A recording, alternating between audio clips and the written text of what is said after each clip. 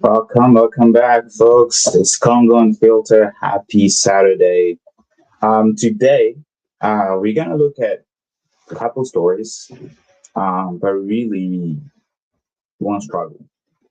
So we'll talk about Rwanda. We'll talk about the Congo. It is the same thing. It is still talking about the fight for justice, the fight for truth, to reclaim our voices. We will go in Rwanda, we will go to Congo, to the Silicon Valley in the United States. But to every courtroom and newsroom trying to silence the truth, we are going to try to counter that by reshaping the narrative. So first, we are going to start with someone who has been, we're going to start talking about someone who has been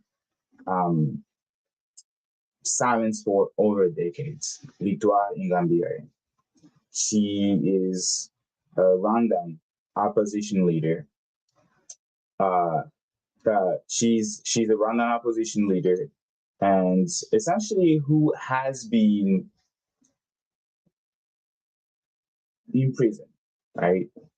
She's a mother. She's a woman who dared to really challenge Kagame's regime. And then we will talk about a major lawsuit that was filed by international rights advocates against Apple. They are accusing them of using minerals tied to conflicts, that they've been smuggling those minerals and exploiting those minerals in the DRC and Rwanda. So, but to open today's episode, I'm honored to welcome Ann Garrison. She's a journalist who has spent years covering the Great Lake region, the Congo, U.S. foreign policy, and the stories Western media or mainstream media too often ignore. So, Ann, welcome back. If we can bring Ann on stage. Ann, welcome back. How are you? Hey, thank you. I'm fine. How are you? I'm good. It's Saturday. It's a good day. But let's start here to really dive into our conversation. So, who is Victoire Ingabire, and why does a case matter today? Okay. Now, I'm going to be repeating some things I've said here before, but they are so far from the mainstream narrative that they bear repeating. Okay. Victoire Ingabire is the Rwandan opposition leader, a Rwandan opposition leader. She returned to Rwanda from exile. She was in Brussels, Belgium, and she was not in Brussels. She was in the Netherlands. She returned from the Netherlands, where she had been in exile. She had earned 2 degrees there in business and law. She had a very good job, wonderful family, but she chose to return to Rwanda to try to stand for the presidency against Paul Kagame, the president, I should say, the totalitarian ruler in that year's presidential election. In the course of that year, it became clear that Rwanda's so-called liberal democracy was just a facade. No serious challenger was being allowed to run for president. And in less than a year, she was in prison. She spent 10 years in prison from 2010 to 2018.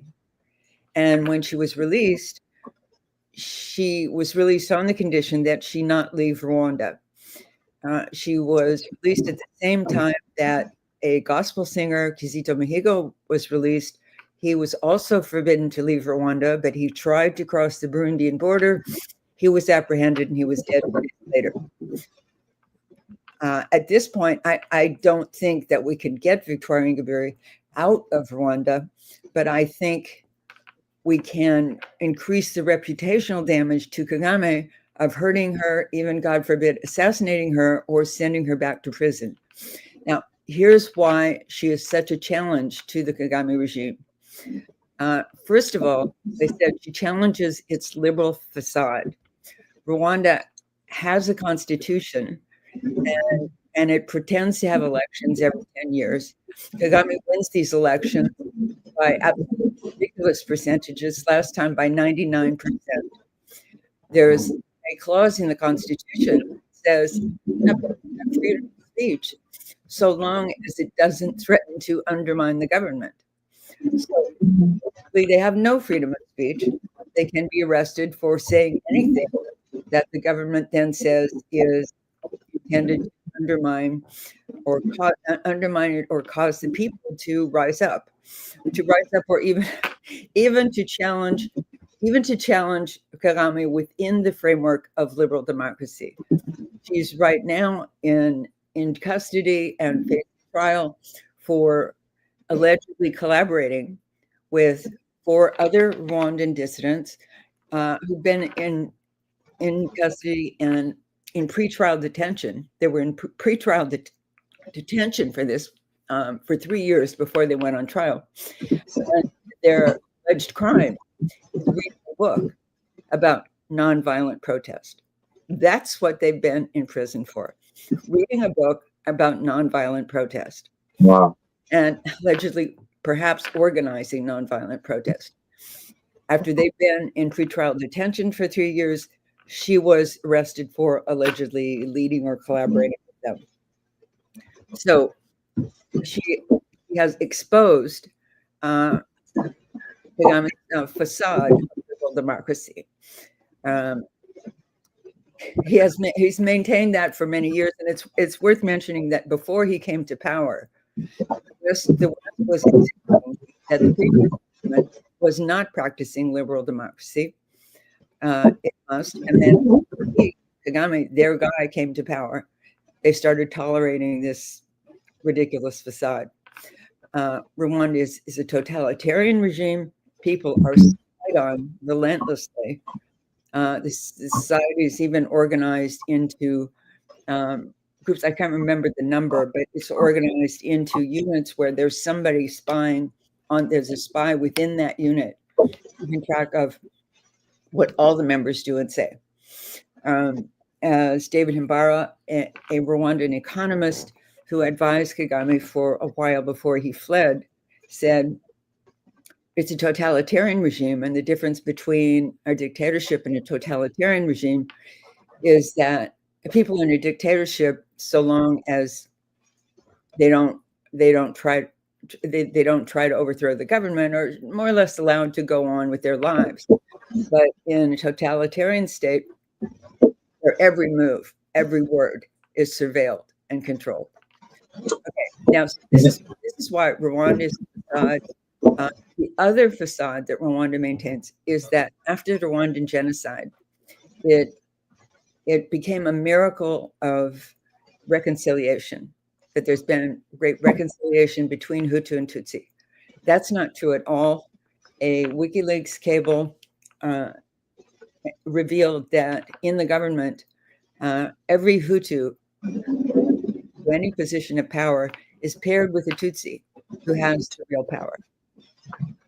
Okay, now to what's wrong, what Victoire revealed about the misrepresentation, the false narrative about the Rwandan genocide, which is his excuse for being at war in Congo for the past 30 years.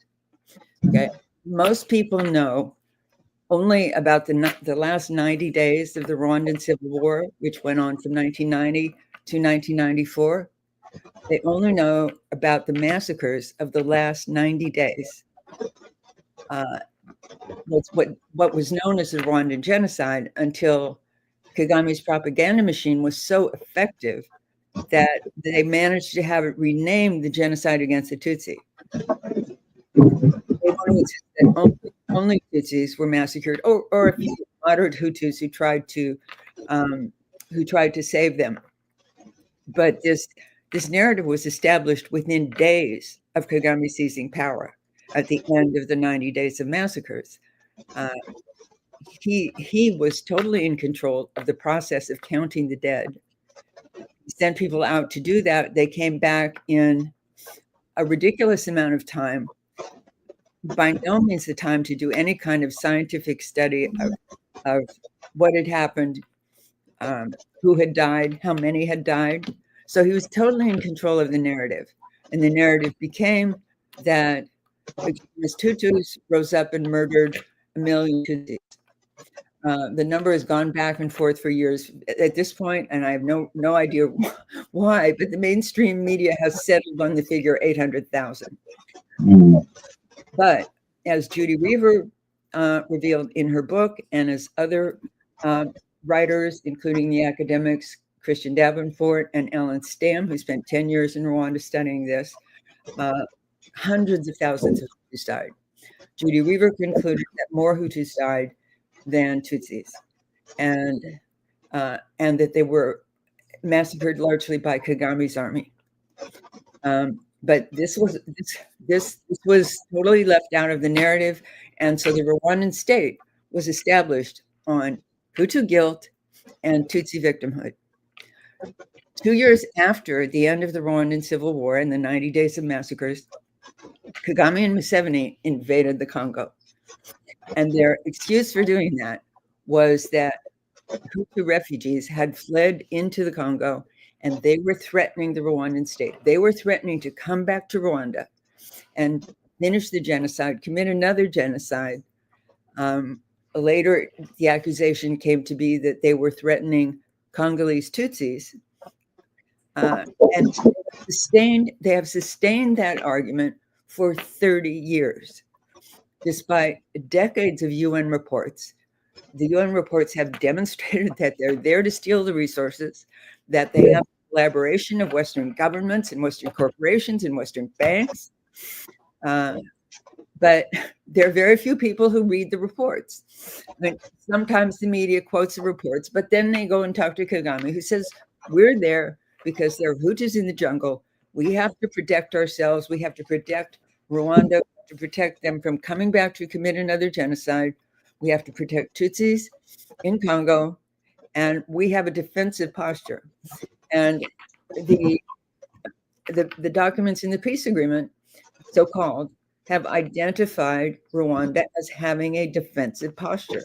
They've over and over reproduced this narrative. So I don't think Rwanda's aggression and dominance in Congo can be stopped until the truth about the Rwandan genocide is told. And therefore, Kagame loses his excuse, and M23 loses their excuse. M23 has used the same excuse. And M23 is a Rwandan militia. It's been demonstrated that they are under Rwandan command. That's been demonstrated over and over, especially in the last several years, but it was demonstrated in the UN report of 2012. During that, I think the M23 war then went on from 2010 to 2012. I'd have to go back and check to be sure, but I think that's what. Yeah, that's right. Yeah. Right. Okay. In any case, it was proven in the UN studies at that time that the M23 was under Rwandan command, and even James Kabarebe, who was the defense chief at the time, was meeting with M23 commanders at the border, arranging logistics and supplying them with weapons. It just hasn't mattered. It hasn't mattered enough. But Victoire Ingabire told the truth about the Rwandan genocide as well as she was able at the time. And even what she said was too much. What she said landed her in prison for 8 years.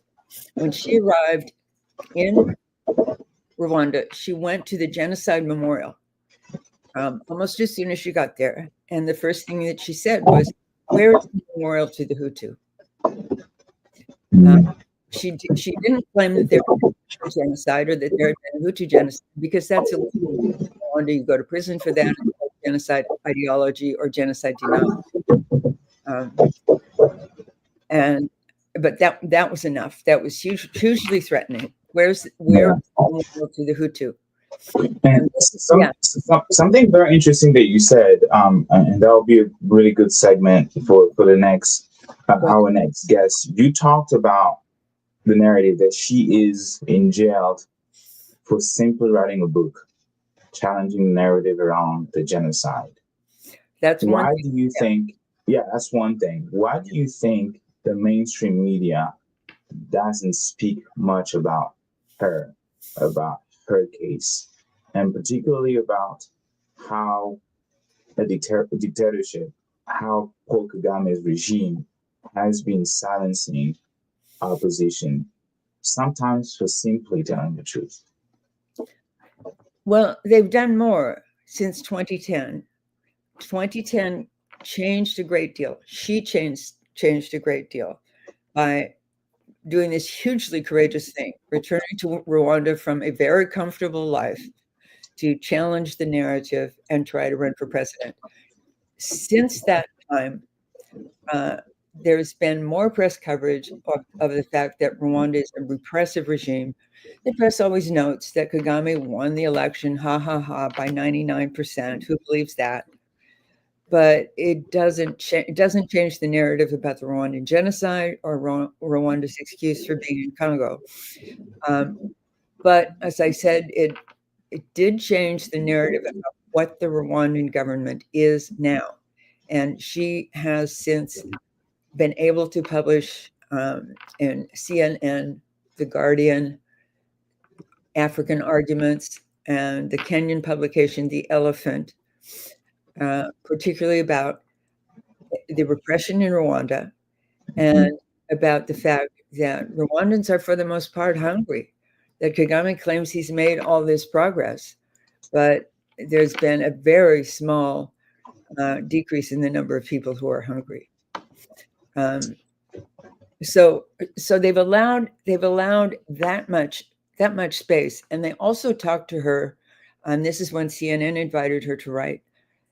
When the UK had this cockamamie plan to deport immigrants to Rwanda for processing, and there was opposition to that, and she was able to write a piece about it for CNN. So there's some coverage of that. There's some coverage of how repressive Rwanda is, but not about what's wrong with the genocide narrative. That's still confined to the margins that people like myself and Judy Reaver write and speak in. And there is an event happening next week, I believe, with Code Pink. You want to talk about it real quick? Absolutely. We're going to talk about everything I just talked about. With Code Pink, we have a webinar. It'll be at 2 p.m. Eastern Time, 11 p.m. Pacific Time, and whatever it is in between. And we chose that time because we want people from the Women's International Network for Democracy and Peace in Belgium to be able to participate. So we can have people on both coasts and in Europe. Victoire has significant support in Europe and in Canada. Somewhat, she's not so visible in the United States. In Europe, legislatures have passed resolutions calling for her freedom. And they haven't spoken to what's wrong with the Rwandan genocide narrative or how it's been used to support the Rwandan Congo, but they have spoken to what's wrong, to Rwanda's facade of liberal democracy, and why she should not be repressed. She should not go back to prison simply for free speech and the mildest nonviolent opposition. But what the question was, why? Oh no, you asked about the webinar. Yeah, we can probably finish there and let your next guest come on. In the webinar, we'll have 4 pieces to it. One, I'm going to explain much of what I have just explained, and then Judy Reaver, the author of In Praise of Blood, Crimes of the Rwandan Patriotic Front, is going to explain more about the narrative, what's wrong with the narrative, which Victoire challenged. Then we're going to have someone from the Oakland Institute. Frederick, you probably know who I'm talking about. Frederick Rousseau, yes. Rousseau is going to talk about the Congo peace deal. And Code Pink is a peace organization, so they particularly want to understand this in terms of the Congo War and the bogus Congo peace deal. And then someone from the International Network for the International Women's Network for Democracy and Peace, will be on to talk about what they're doing, both in regard to the Congo War and into trying to secure Victoire's freedom. This sounds like an amazing event. Please send us all the details. We will be in touch and see how. Well, I will definitely be there if that match my schedule. But at the very least, we would like to also stream that so that the viewers can also hear everything that we need that needs to be said around the Congo, around Rwanda. So, Anne, thank you so much. Great. That's great. Okay, you're most welcome. Okay, yeah, thank you so much. Thank you. How do I get out of it? How do I?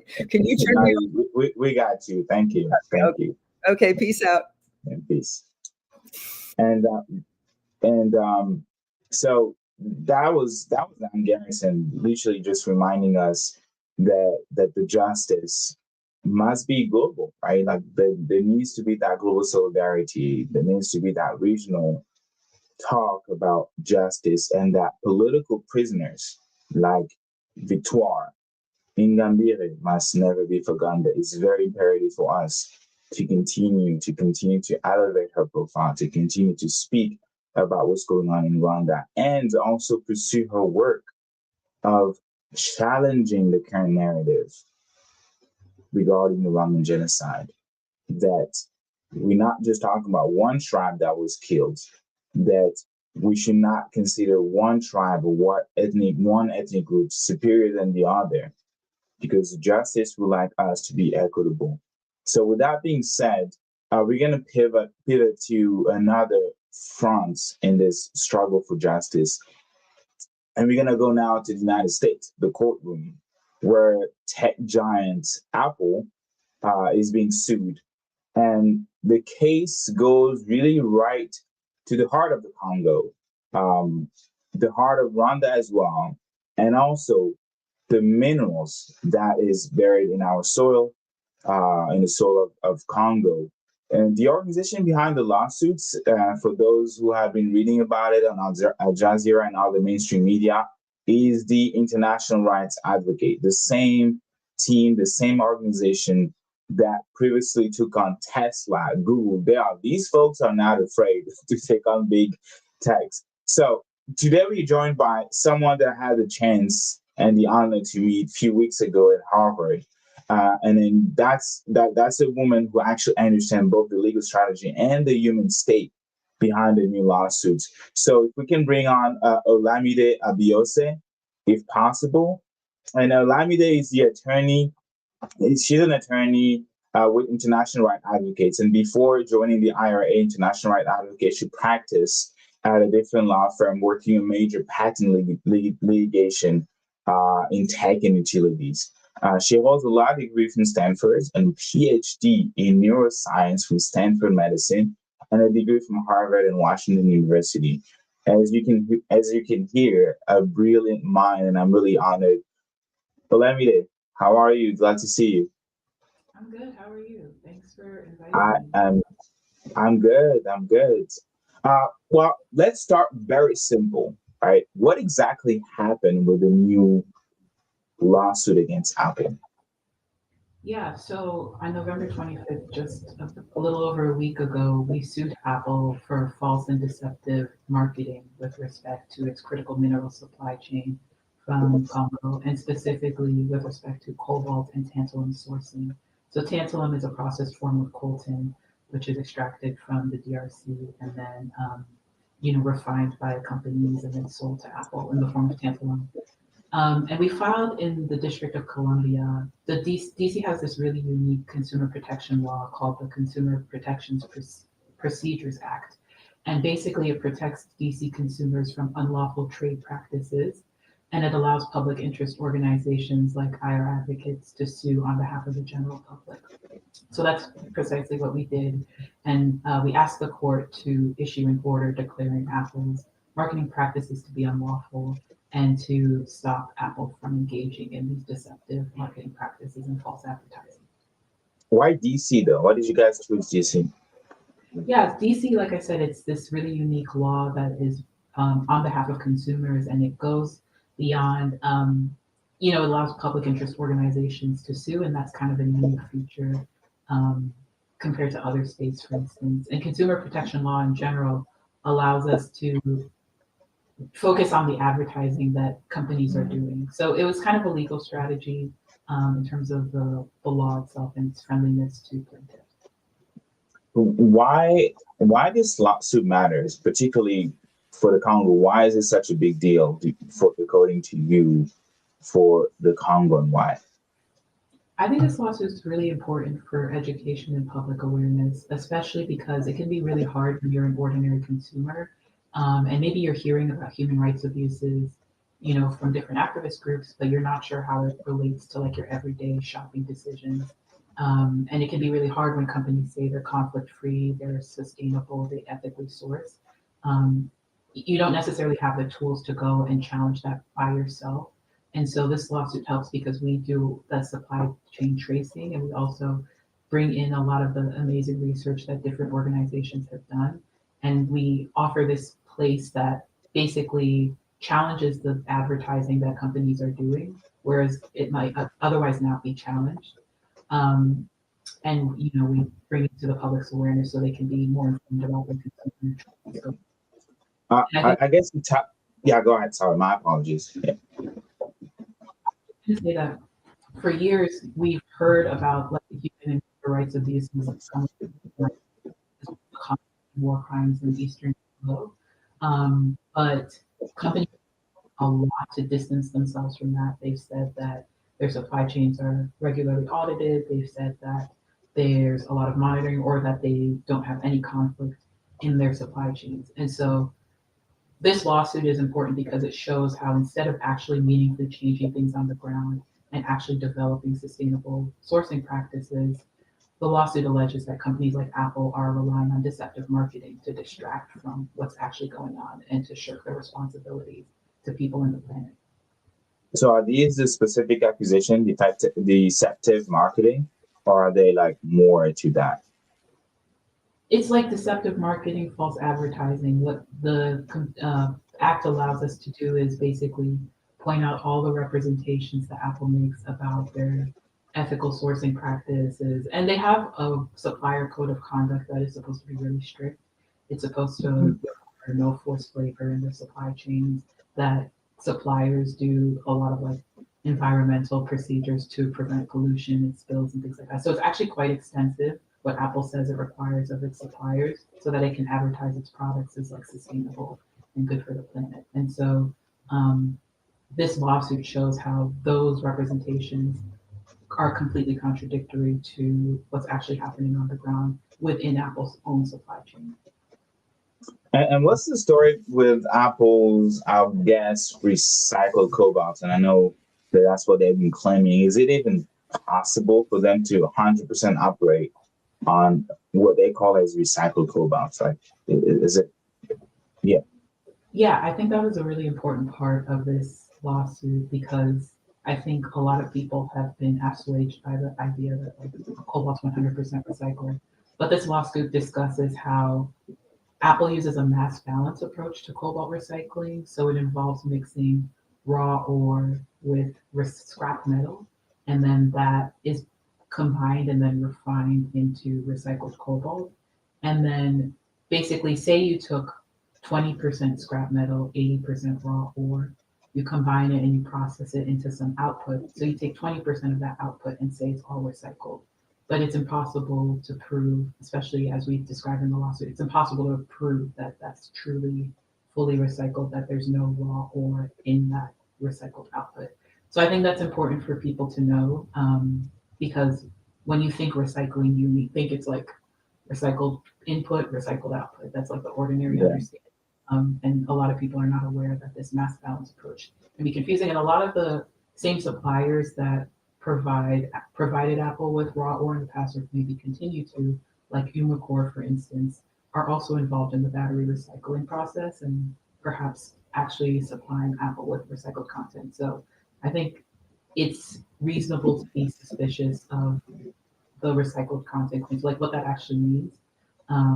And most importantly, in the lawsuit, we say that, they say that they use 100% recycled cobalt, but they can't guarantee that there's no raw in that. And they list a bunch of suppliers that are still engaged in forced labor, child labor, environmental degradation, etc. So those concerns are still relevant to Apple today. So more on the ethical perspective, why do you think it's important for them, for Apple to market themselves as not like to actually be honest and upfront about them getting conflict free minerals? Why do you think it's important, or being able to talk about the source of their products? Why do you think it's so important? Yeah, it's important. And I'm also happy to talk more about like the specific allocations. Like your audience may be familiar with some of the companies that I mentioned. Yes, please go ahead. Yes. Yeah, but maybe I'll start first with why this matters, because it's an important question. It's because companies actually profit off of these labelings. It's not just like some innocent thing that they do to, I don't know, look good or whatever. Well, that is part of why they do it, to look good. And consumers actually care. So there's a lot of studies that show that consumers are willing to pay more for products if they know that they've been ethically sourced. Yeah, like for instance, a 2021 survey found that 88% of consumers prefer buying from companies with ethical sourcing, and that 83% said they would pay more for ethically sourced products. And we talk about this in the complaint. We cite a bunch of different studies that show that consumers want conflict-free sourcing, they want fair labor practices, environmental sustainability, free from corruption, human trafficking, child labor. And consistently, they say that they'll pay more to get goods in that way. And so consumers care about this, but like I said before, and why this lawsuit is important is they don't have all the tools necessarily to make those decisions independent of what the companies say they're doing. So lawsuits like this and the law in DC is really important to help consumers be aware and be protected, because they intentionally want to spend more money on goods that they think are better for the planet. And I can talk a little bit about like what we're actually accusing Apple of in terms of their supply chain, but I'm sure a lot of your listeners are already familiar with these allegations as well. So basically, we allege that Apple's suppliers, whether it's with cobalt or tantalum, are among the most corrupt human rights abusers in the world.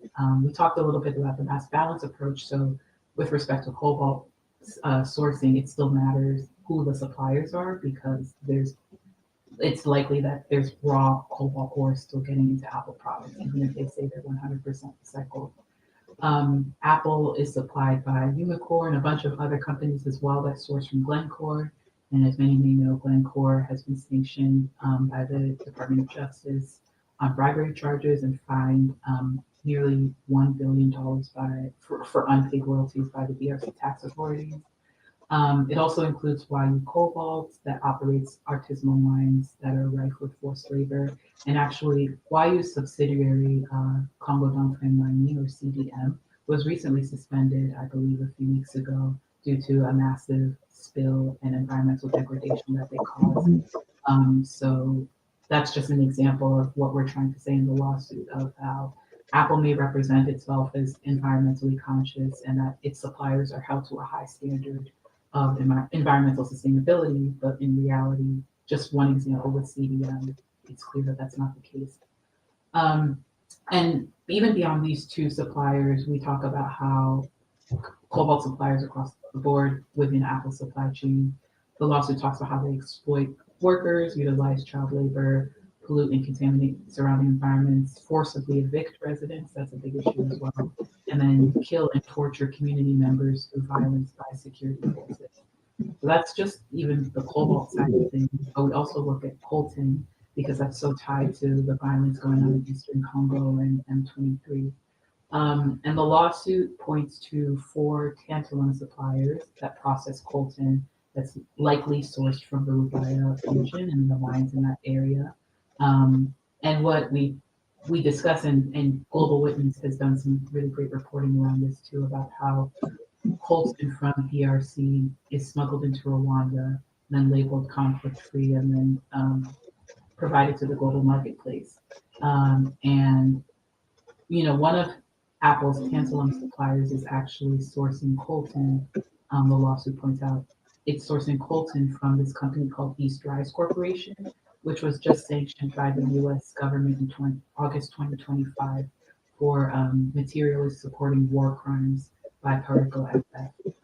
So that's even just one example. But we also identified 3 other suppliers in Apple's tantalum supply chain that are sourcing from a Rwandan trading company that was even suspended by ITSI.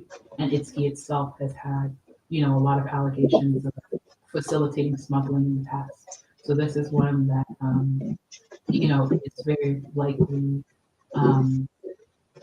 smuggling coltan from DRC and coltan associated with the Dubai mines. And one of Apple's suppliers was buying from this Rwandan trading company as recently as March 2025. And this is all really important because, as many of your viewers will know, the government of Congo sued Apple in December 2024, early January 2025. That case was dismissed, right? Yeah, well, there's 2 cases, and I'm happy to talk a little bit more about that, but obviously I wasn't involved in that. Please do talk about all of them.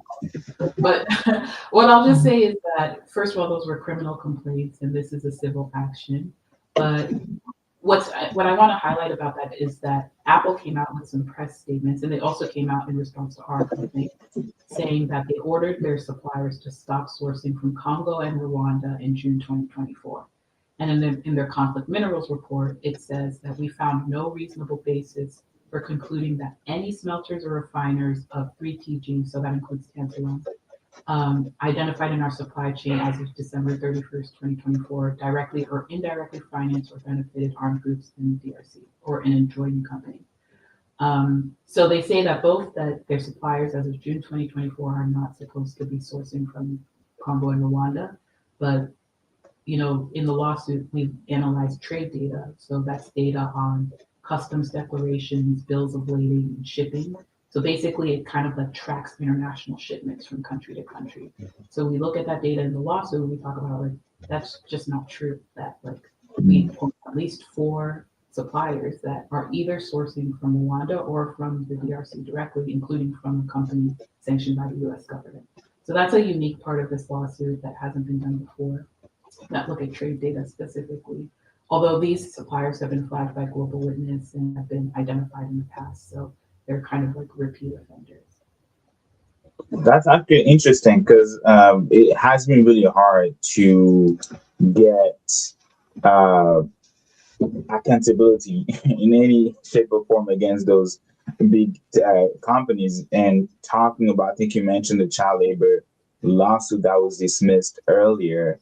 And can you talk more about that and really make the big distinction of the difference between that case that was dismissed and the current one that you already talk about? Yeah, no, that's a good point. And as you pointed out, like these cases can be really difficult. These companies are really powerful, and the law isn't necessarily on the side of human rights defenders. With respect to the government of DRC's complaints, the one in France was dismissed, but I believe the one in Belgium is still under investigation. But yeah, but like I said, this is even civil actions that we've engaged in the past. So almost 6 years ago, we filed a complaint in Doe v. Apple. And like you said, we sued Tesla, Dell, Microsoft, Google, and Apple. And that was on behalf of artisanal miners with respect to cobalt. So my boss— Children, by the way. Children, yeah. My boss was invited to meet these children, or sometimes their families, because the children were killed in mining accidents. And all of these children were either injured in mining accidents or killed, or one was even shot by security forces. So like deeply badly wounded. And they're back then as well, companies were a little bit less mindful about artisanal cobalt entering their supply chains. Like there was a big Amnesty International report in 2015 or so, 2016, that raised a lot of awareness. And for instance, YU Cobalt was like unaware of how much artisanal cobalt was entering its supply chains. Anyway, we sued all of those companies. Basically, we didn't just say that, oh, you have cobalt in their supply chains. We were suing under the Trafficking Victims Protection and Reauthorization Act. And so that act basically makes it illegal to engage in human trafficking. or forced labor, and to not only engage in it, but to like facilitate it, or in term participate in the venture that benefits from those activities.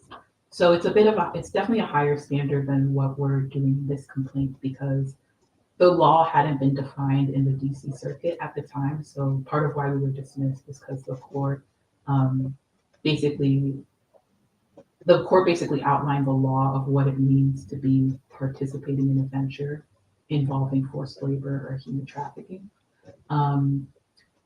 But like I said, the law is different. The legal standard, what you have to prove that someone's facilitating forced labor, is a lot more than just proving that they have a supply chain that doesn't match or concord with how they market or advertise their supply chain.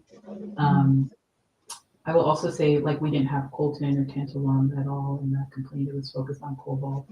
And there's pros and cons. Like, when you take an action like what we did 6 years ago, you can get relief for the actual people affected, like the actual miners who were injured. In this case, this is on behalf of the DC general public. We're not looking for monetary damages. We're looking for an order stopping Apple from engaging in false advertising practices, and a declaration that its conduct is unlawful. So there's pros and cons to each. But that's basically, those are the major differences between the two complaints. So if the IRA wins tomorrow, what is essentially at stake for Apple? What would happen to Apple? Yeah, I mean, in a perfect world, if IRA advocates won, the court, in a perfect world, the court would issue an order saying that Apple's representations about its cobalt and tantalum sourcing violate the CPPA, that they're deceptive, and it's unlawful to present its critical mineral sourcing as sustainable or responsibly sourced when there's all these issues. And then it would issue an injunction saying that Apple can no longer advertise its products in this way. So you can't say that, and I can pull up some of the representations as well, so that you can get a sense of like what we're talking about here. For instance, like when it came to forced labor, Apple said that it found no instance of forced labor or debt bondage labor in its supply chain in 2024. And then we point to a study as of 2025 that documented all sorts of instances of forced labor in mines that supply Apple's, that are either owned or supply Apple's suppliers. That's just one example of like, perhaps the court would force Apple to, in a subsequent report, not say something as strong as there's no instances of forced labor, no instances of debt bondage labor, and let me see if I can find another one.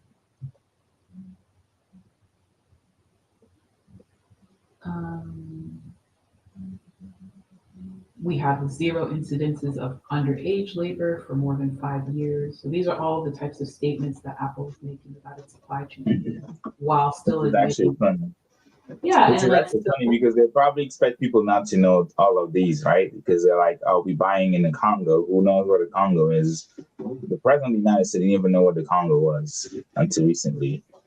So I guess my question that I have for, like, if they're found in the perfect world, justice is being held, and then there is accountability for Apple. They lose in the courtroom. So are they risking to be fined, or is it just, hey, you just have to fix, your advertising strategy and no longer say this, no longer do that, and fix also your supply chain? But are they just getting a slap in the wrist and that's it? Like, no big fine? Because Elon Musk and Tesla got fined by the EU recently, I think $100 million.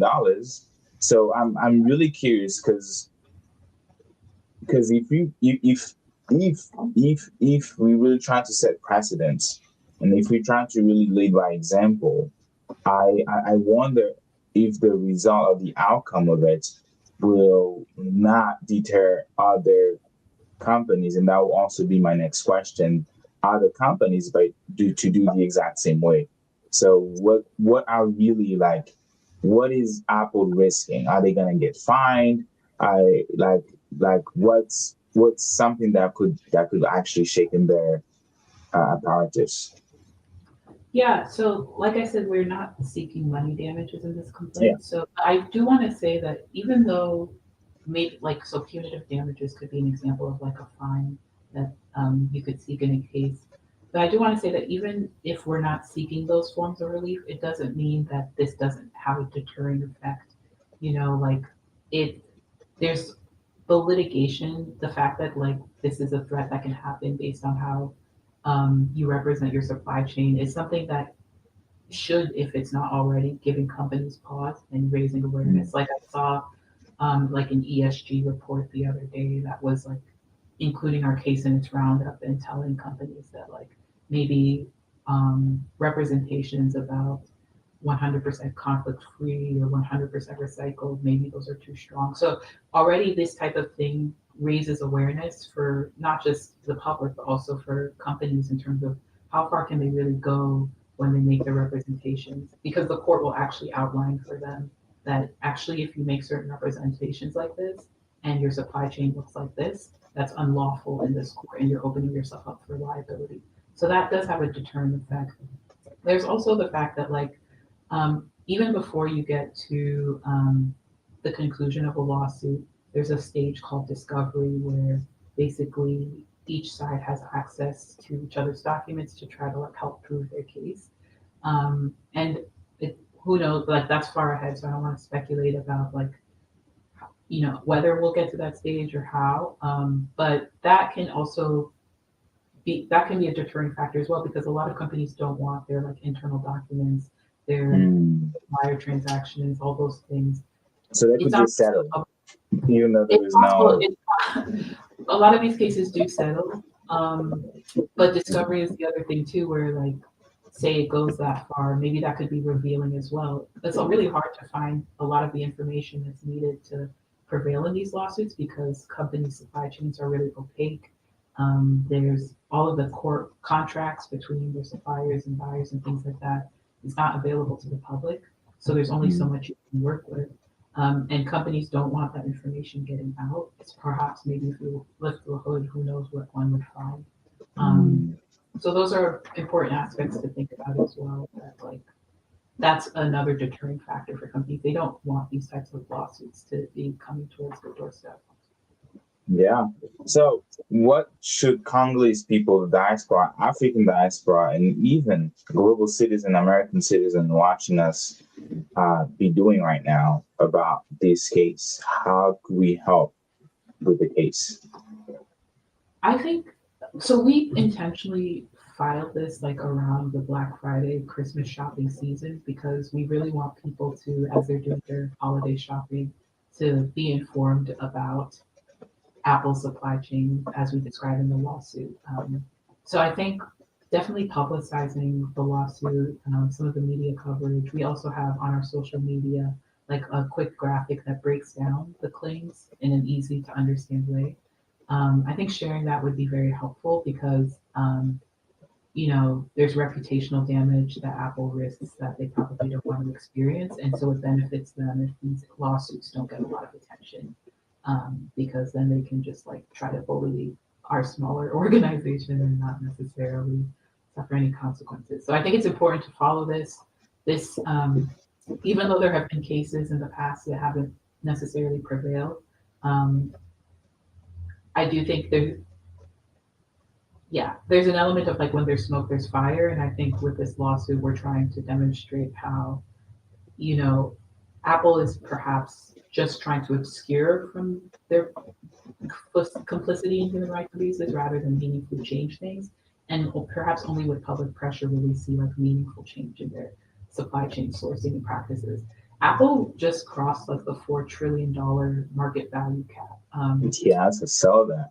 Yeah, in a few months ago. And it's only one of like a few companies in the world that has done that.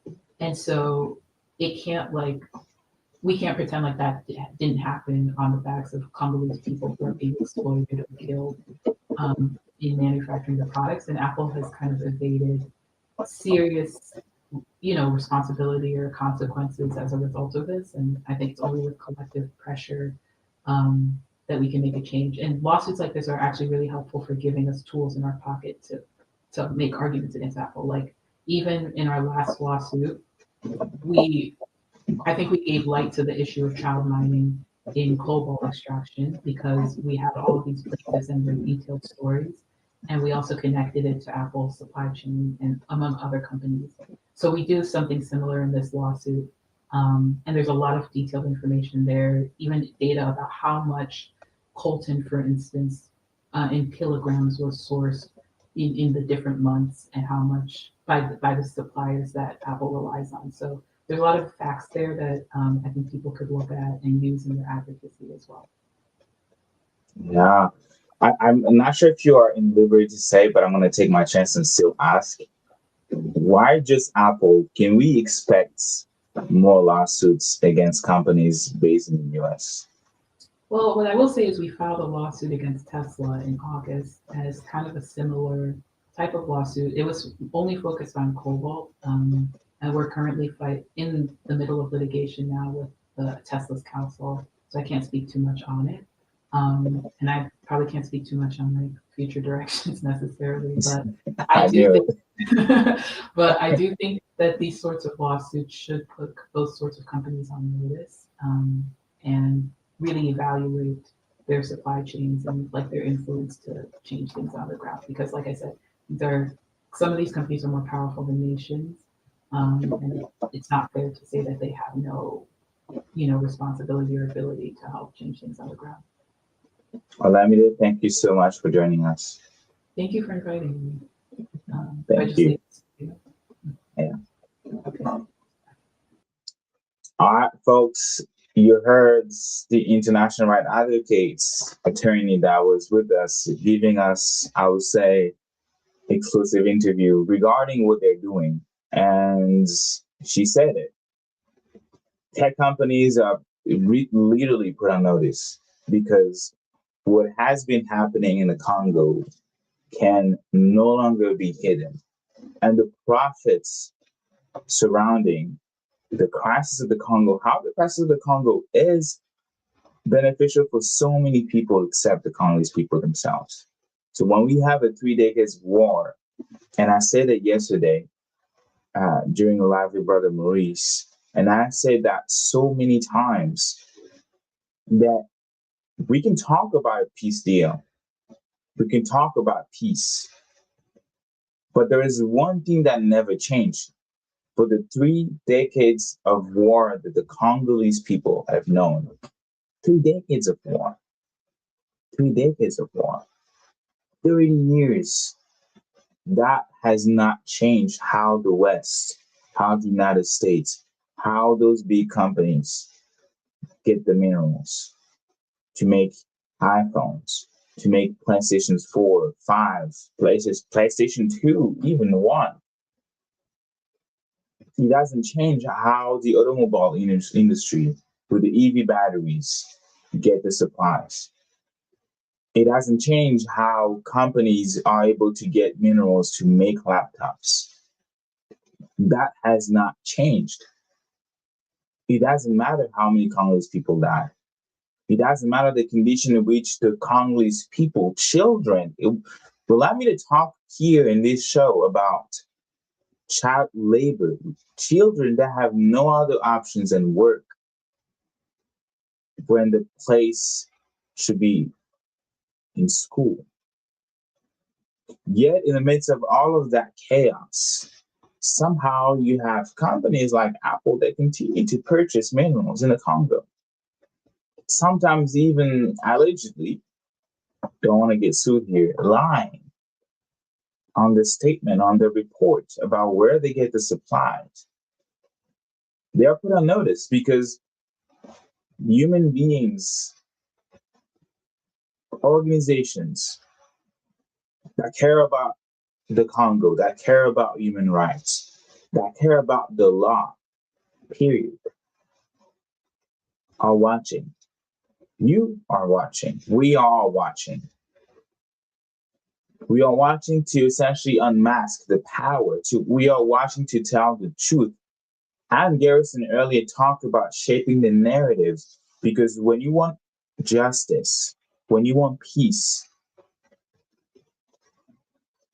it is very imperative to reshape the narrative, a narrative that is out there, that is not even aligning with the truth, not even close to the reality. A narrative that is making it seems like that the iPhone that you're buying comes from recycled cobalt or coltan, that it comes from conflict-free minerals. There was no such thing as conflict-free minerals.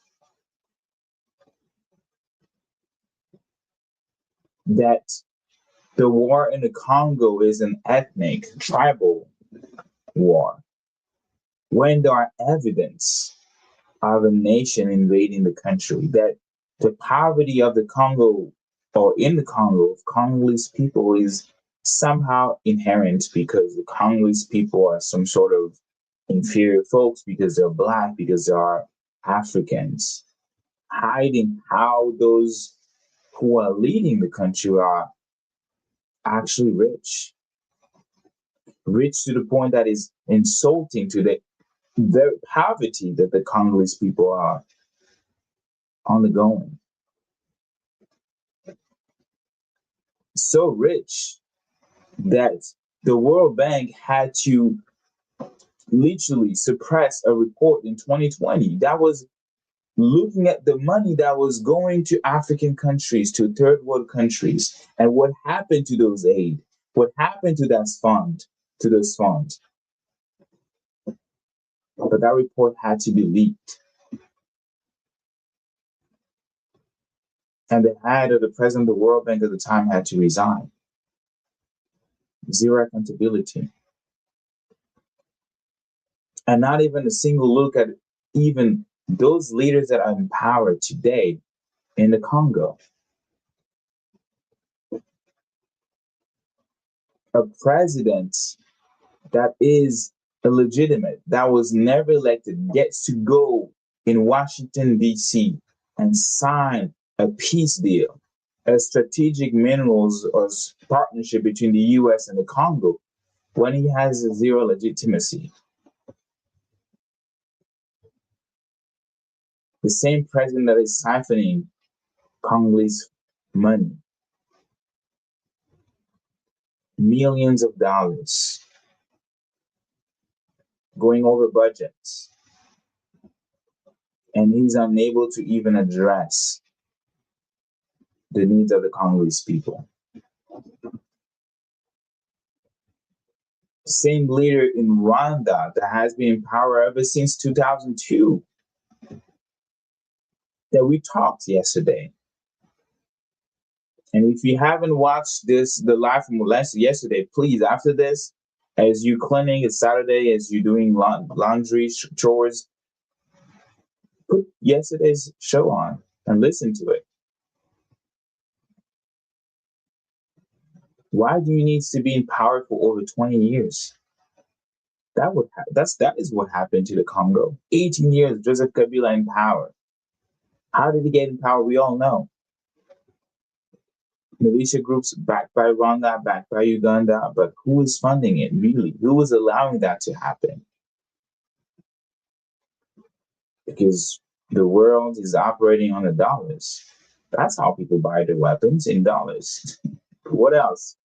They're not using the rubles, I can guarantee you that. They're not using Chinese currency to buy weapons. They're using dollars. They're using American currency. That's what they have in the bank accounts. Why are they allowed to buy weapons that are displacing millions, killing millions in American currency? Why are they even allowed to even have bank accounts in dollars, in US dollars? Why are they allowed or to walk on red carpets in the US?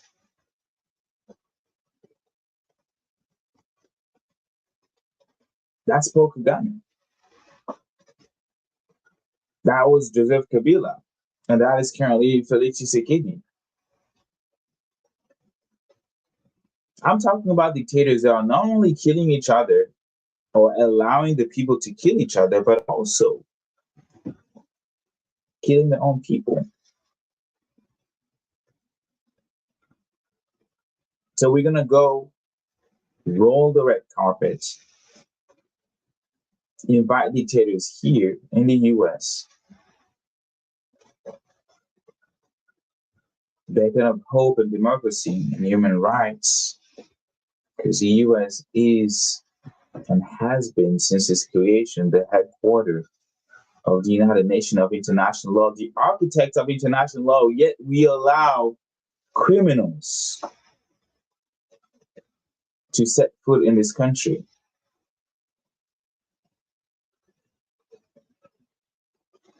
Architect of international law to this current form, yet we allow them to kill hundreds of thousands, millions of people. Yet we allow them to create an influx of refugees so that tomorrow we can say, we have an immigration problems. You need to stop immigration. Because this is what happened, right?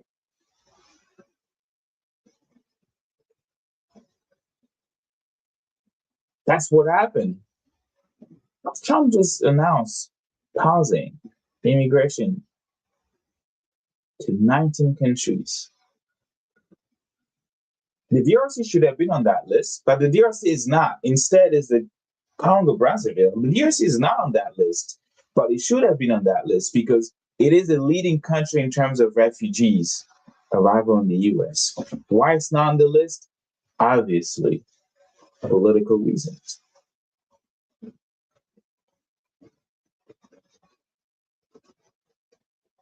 Congo Brazzaville taking stray bullets for the issue of the neighbors. That is the product, which is a product of a US foreign policy. We are going to allow dictators to get to power in the Congo so that they can siphon money supposed to develop a country or reduce poverty or take care of, provide justice to women that have been raped, provide reparation for folks that have been out of their house, their homes. Because you also have companies operating in the Congo. They are extracting minerals and they're doing that knowing that there are homes on top of where they want to dig. Go look up Even Hope. I'm not sure if I'm even pronouncing the names. All those Canadian or American companies involved into displacing hundreds of families. Yet, yes, it's the Congolese government who ordered it, but who advocated for it?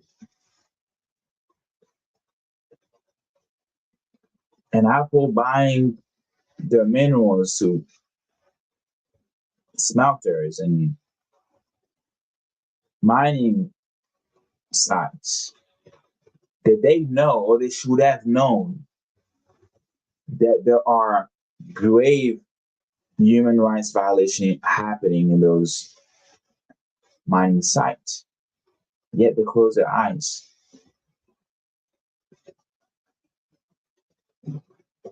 Because they do not want you to know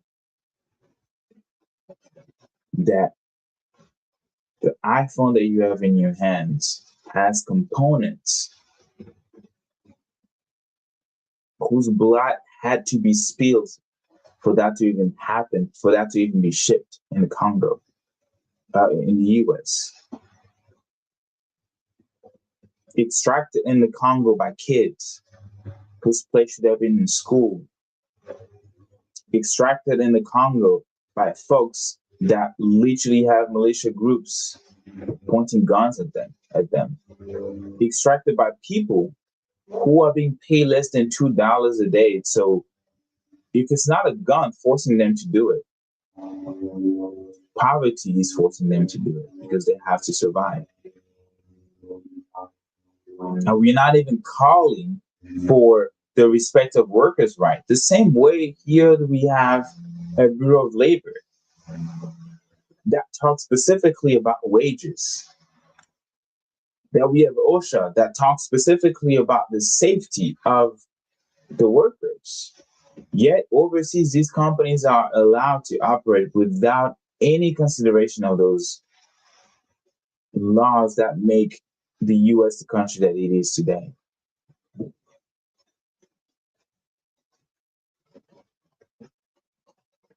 Yeah. So these companies are put on notice. And for all of them, they must know that people are refusing to be silenced. The people are going to continue to tell the truth, no matter the cost. Because you can jail people like the jailing Victoire Ingabire. You can prevent people from entering in the country by denying them with visa.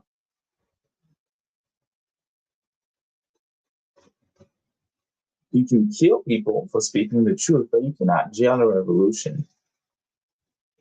You cannot keep captive an idea that is a just idea, an idea of human rights, an idea of justice.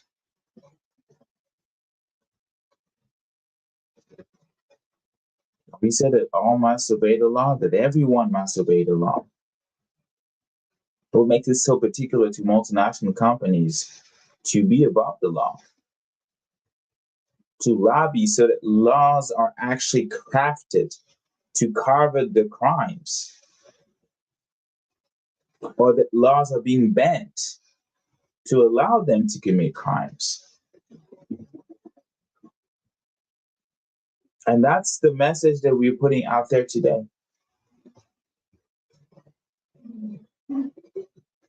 That these companies are being put on notice. That we are going to continue to advocate for justice. That we are going to continue to call out mainstream media for refusing to question, for refusing to ask the right question. We're signing a peace deal, or the US is facilitating a peace deal between Rwanda and Congo. Why? What's going on in the Congo? That we are asking them to stop fighting. Who is fighting who?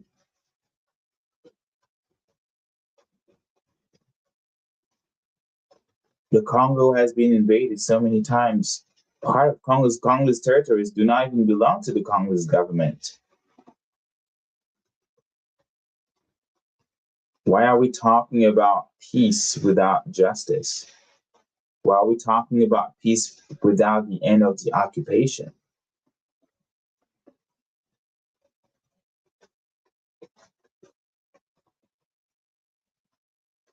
Why are we talking about peace without talking about the roots of the issue? And I'm not talking about the roots as presented by Paul Kagame's regime,